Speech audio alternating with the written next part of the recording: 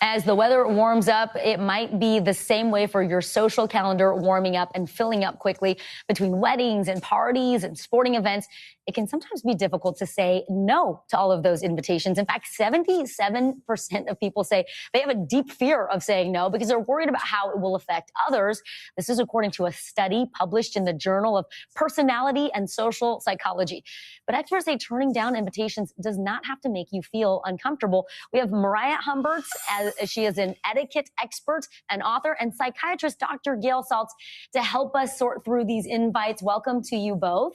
Thank you. Dr. Saltz, let me start with you. Why is it so hard to say no? And is social media now a factor in our reluctance to turn something down? It has always been hard to say no, but social media has amplified that. It's done so by basically making it look like there are zillions of invitations and zillions of people saying yes and being included. So the FOMO, the fear of missing out and not being part of and maybe not being invited later, has expanded. And the social media makes it addictive. So that when you say yes and you're included and it's on social media, it feels really good. You feel maximally included. Yeah. So the fear of not being part of that is hard to break in that cycle of addiction.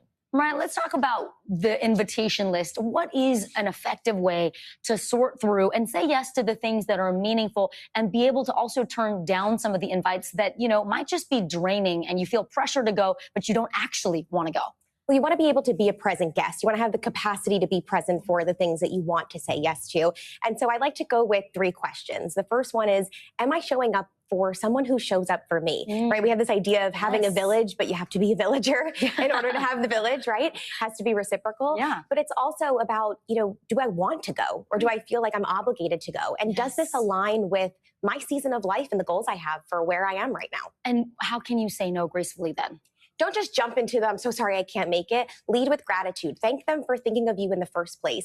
And then you can turn down the opportunity or the invitation without over-explaining. You don't need to give them your whole life story. Yeah. And then the most important part is to end on a positive note. Follow up with them, wish them well for the event. Keep the energy of that conversation positive because the no can feel negative. Oh, I love that. That's really good. Dr. Saltz, what is the mental toll that it can really take on you when you're saying yes to things that maybe you feel obligated to, you don't actually want to attend, and then it kind of fills up your life with, things that are very draining? Absolutely. I like to say, actually, that if you can never say no, you're never really saying yes, right?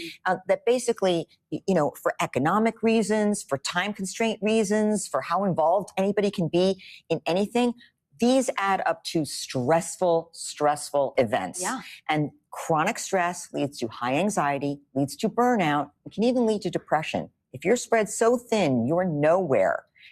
And these relationships feel like nothing, and you're just on all the time, it does take a mental health toll. Kind of like you're cruising through on autopilot, like you said, not being present, Mariah.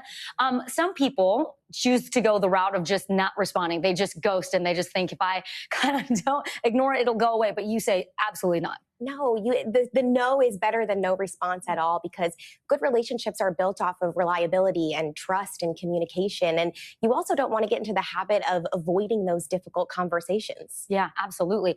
Dr. Saltz, how do you handle a no? How do you receive a no gracefully and process it without being offended? Well, we tend to take the no and personalize it. So take a beat and depersonalize it. Realize it is saying something about that person, not about you. And so say, they probably had whatever it might be, economic issues, time issues, some issue. I can ask about it if I want to ask about it, or I don't really need to, but it's really about them and not about me. And then gracefully accept, because what's important to you, you want to prioritize the quality of that relationship. So someone might not be able to come, but you don't want to damage the relationship. So it's like, I realize you have something going on. I'm sorry you have something going on. Right. Don't take it personally. Okay. This was all such helpful advice right at the start of a busy season for so many events. Yeah. Dr. Gail Saltz and Mariah Humbert, thank you both so much. Really appreciate it. Thanks for having me.